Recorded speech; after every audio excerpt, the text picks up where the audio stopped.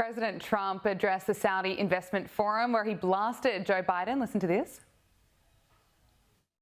You know, they're respecting America again. They didn't respect us. We were like a bunch of stupid people. We had a president that couldn't get up and talk, couldn't walk up a flight of stairs. We had people that didn't know what the hell they were doing. We were an embarrassment all over the world.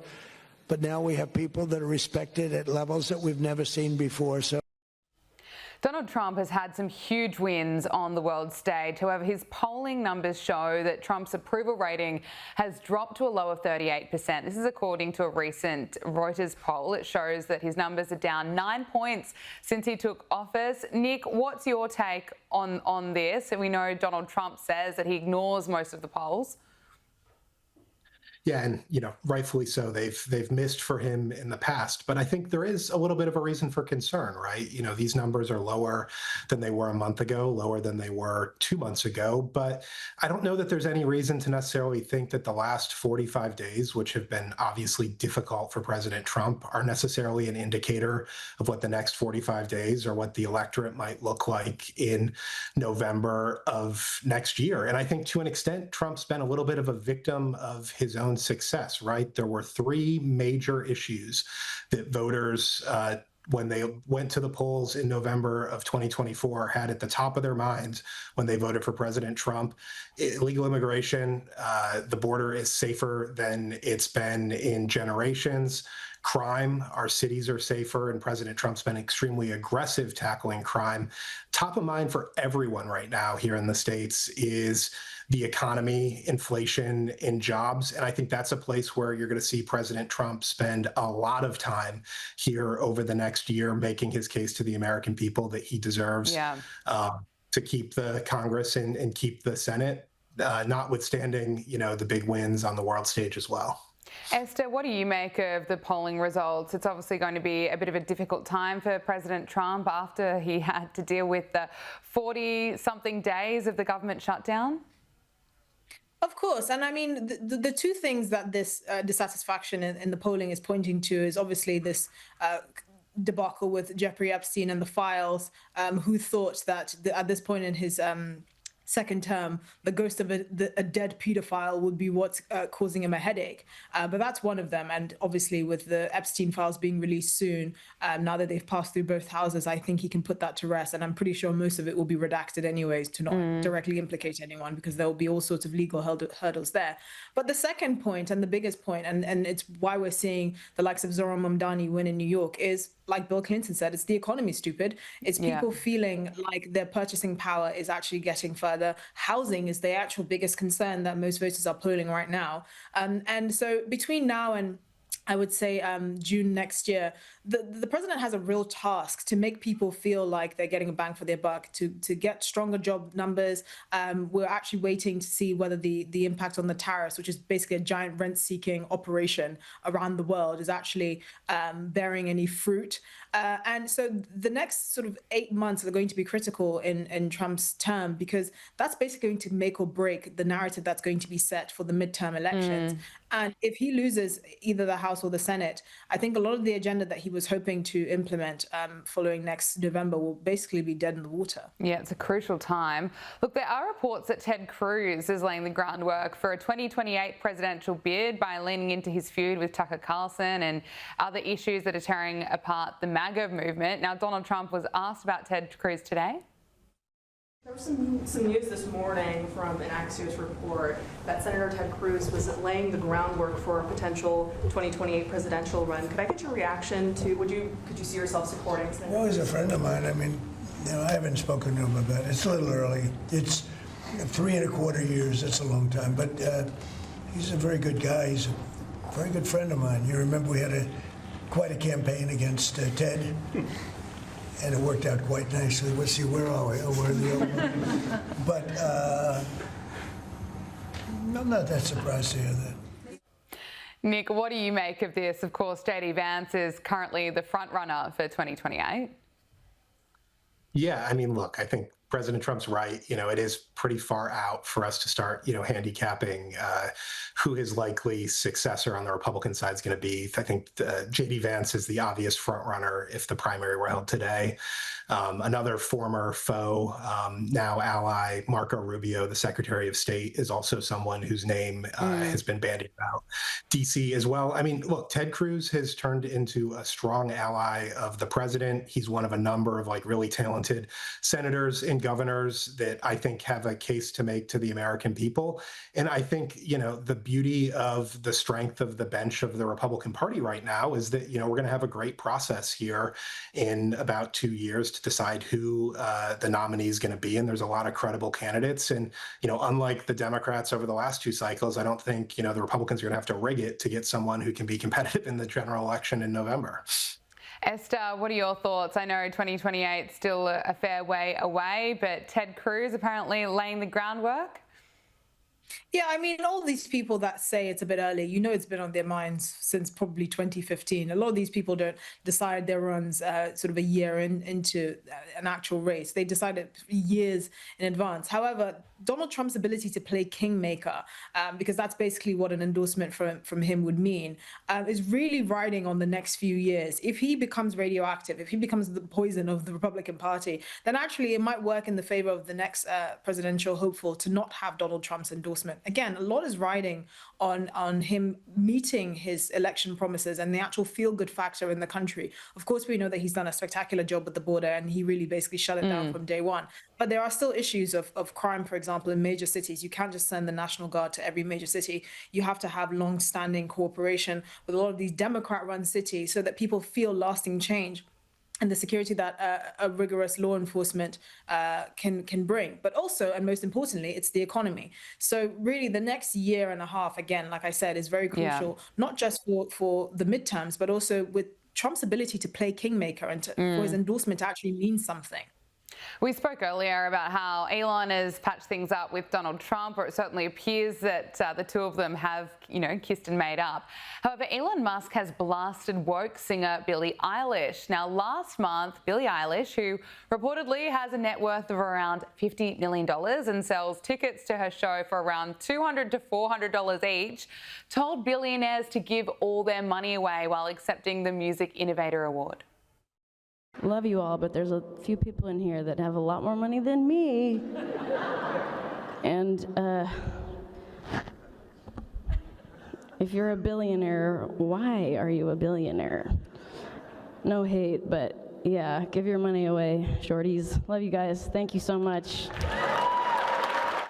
Now, the celebrity said this as Mark Zuckerberg was reportedly in the room, and Billie Eilish has ramped up her attack on billionaires. Earlier this week, she posted a series of messages on Instagram appearing to really take aim at Elon Musk, of course, the wealthiest person in the world, accusing him of hoarding wealth and he should actually be using it to solve global problems. She claimed he could end world hunger, rebuild Gaza, XYZ. She continued, labeling him a pathetic coward. Now, Elon has hit right back, saying she's not the sharpest tool in the shed. Esther, I think it's quite astonishing hearing this from celebrities. I mean, Billie Eilish, if she wanted to, she could be making all her concerts free. She could be giving away all of her millions.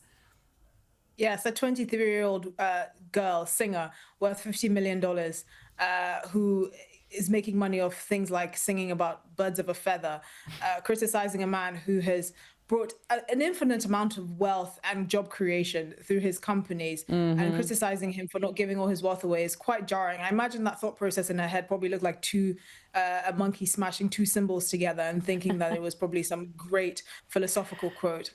But at the end of the day, these people are not to be taken seriously. And actually, I think Billie Eilish's statement really kind of signifies the decay and the slide into relevance of Hollywood. Because a few years ago, the news would have been all over this. Bernie Sanders would have been like, oh, yes, what a sage, and Billie Eilish. I think people just let celebrities talk now and treat them like toddlers having a bit of a rant, because it's just not serious anymore. Like, oh, you have a lot more money than me because you have $1 billion and I only have $50 million. Excuse me. That's about $49.5 million more dollars than 99% of planet Earth. Absolutely. What are you talking about? Absolutely. And Nick, to pick up on Esther's point, I mean, look at the contributions that Elon Musk has made to the world. It's extraordinary. SpaceX, Starlink, electric vehicles, PayPal, all the job creation. I mean, perhaps we could be grateful to Elon Musk for his contributions. Yeah, I mean, the critique from a singer who told the Rolling Stone a couple of years ago that she grew up poor because her parents couldn't afford to pay for her horseback riding lessons as a child is a little bit rich, right? But look, this is Hollywood. This is the left. It's the rich criticizing the uber rich, and this conversation about wealth redistribution. I think what is kind of sad in all this is Nicki Minaj has announced. I'm sorry, not Nicki Minaj. Billie Eilish has announced that she is donating a significant amount of money that she's made off of this most recent tour to charity. Unfortunately, it's to climate justice and reducing carbon pollution. But she should go up there and make the case for why these charitable investments make sense. And if she were to go out there and lead from the front and really make a case for helping people, I think people would take her a lot more seriously. But no, it's got to be from the negative perspective of, the jilted 50 millionaire who didn't get horseback riding lessons as a child, not from the perspective of someone who's actually done something to help. Yeah, it's unbelievable. Look, another popular figure among the left who also doesn't believe in billionaires and doesn't believe they should exist and is, of course, not a fan of capitalism is New York City Mayor-elect Zohran Mamdani. And Tom Homan is warning that New York is going to be seeing a boost in ICE enforcement. He says that New Yorkers will see stepped-up federal immigration enforcement ahead of Mayor-elect Zohran Mamdani taking office. Here he is. But New York City? I plan on being in New York City in the near future. We're going to do operations in New York City. We know in New York City, me and Mayor Adams at one point had an agreement to let ICE into Rikers Island so we can arrest the public safety threats and the safety and security of that facility, but the city council shut it down. So we're going to be coming to New York City. We're already there now. I mean, teams are there now. But we will increase the enforcement presence in New York City, again, because they're a sanctuary city, and we know we have an issue there with public safety threats hitting the street. Esther, can I get your reaction to this? I suspect plenty of New Yorkers that voted for Zohran Mamdani are not going to be happy. Certainly not. I mean, watching that clip made me think that he sounded like he'd be a good fit in The Godfather, just kind of the way he was talking about this issue. But look, we know that New York City, like many sanctuary cities across the US, that talk a good game, but then balk at the idea of having to take in thousands of immigrants and put them up in hotels and run up local districts, housing bills. Obviously, they're clearly not very happy with it on the back end of things, but they have to put a good front. I suspect what Tom is actually trying to do is get in ahead of the game because based on what Zohran Mamdani campaigned on, you can see he will most likely try and aggravate efforts by ICE officials to arrest illegal immigrants in New York City, which is estimated to be in the hundreds of thousands, just like we've seen in other mainly Democrat-led cities like Chicago. So this is mainly, obviously, from a public safety perspective, because they're targeting mainly illegal criminals first before they go into illegal immigrants more broadly.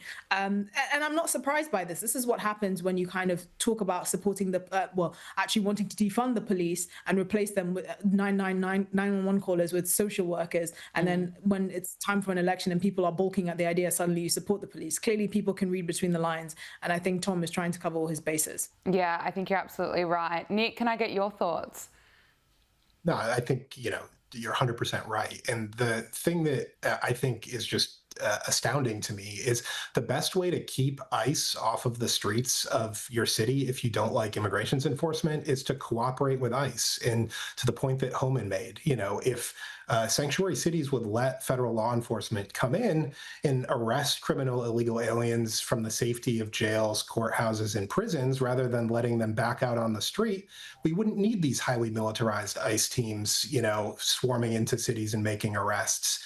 If immigrations and customs enforcement agents could be confident that state and local law enforcement would back them up and help them should they need help, we wouldn't need to send hundreds or thousands of ICE agents and the National Guard into major American cities. So I think this is a brilliant move by Homan to put the marker down. ICE is going to do their job whether Mayor Mamdani likes it or not. And it's going to be kind of a question for the mayor and the city council of New York to decide, do they want to do it the easy way or the hard way? Because the feds aren't going anywhere. 100%. Look, finally, Nicki Minaj, who's of course known for her rap music, turned heads at the United Nations. The superstar used her platform to call out the world's failure to defend religious liberty. She's now backing President Trump's efforts to address violence against Christians in Nigeria. Let's just take a listen to what she said. Faith is under attack in way too many places. In Nigeria, Christians are being targeted, driven from their homes, and killed. Churches have been burned. Families have been torn apart, and entire communities live in fear constantly, simply because of how they pray. Credit to Nicki Minaj. Esther, why is Nicki Minaj one of the few celebrities actually speaking out on this issue? Because surprisingly, she's one of the few celebrities with the moral compass. And she's picked up on a story that has been largely ignored by much of the Western media. I mean, this year alone, 7,000 Christians in Nigeria have been murdered. Since 2010, you had tens of thousands of churches that have been burnt or attacked. You have whole dioceses in certain parts of the country that are being brutally slaughtered on a daily basis. And for her to say this and to actually give credit to President Trump for highlighting this, you know, it's cost her, I believe, on recent estimates, 100,000 followers. Wow. But I think what she's gaining is a lot more, which is obviously putting attention on this critical issue. And you don't really hear about the persecution of Christians and being taken that seriously. I mean, the number that we just heard quoted, 7,000 killed in Nigeria so far this year. That's the highest number of Christians killed anywhere in the world combined. So it's clearly a massive issue that's being carried out by Islamist groups like Boko Haram and Fulani herdsmen. And yet no one is speaking about it, because if you have to praise Donald Trump for actually, you know, bringing attention to this, you'd rather stay silent in the corridors of Hollywood and protect your fickle fan base than actually draw attention to a real crisis and a real tragedy. I mean, what does it say about the 100,000 followers that stopped following Nicki Minaj when she was highlighting violence against Christians in Nigeria? I mean, Nick, what do you make of that? I think it's unfortunately indicative of what we see on the left in a lot of these conversations these days. And for some reason, the left has decided that there's virtue in weakness. And because they perceive that Christians are in the majority in the Western world, they can't conceive that potentially Christians in Africa or, you know, Jews in the Middle East could potentially be the victims of their circumstance. So I give Nicki Minaj a ton of credit for speaking out. I hope she continues to do it. I hope she inspires others to speak out. But it's a really sad day when it takes, you know, a Hollywood rapper to speak out to bring light to something when, you know, there's a whole foreign policy establishment at the United Nations that exists theoretically to bring attention to situations just like this and put it to a stop. Signal principal and pollster Nick Weinstein and writer and broadcaster Esther Kraku, thank you both so much for joining us. Really appreciate it. My pleasure.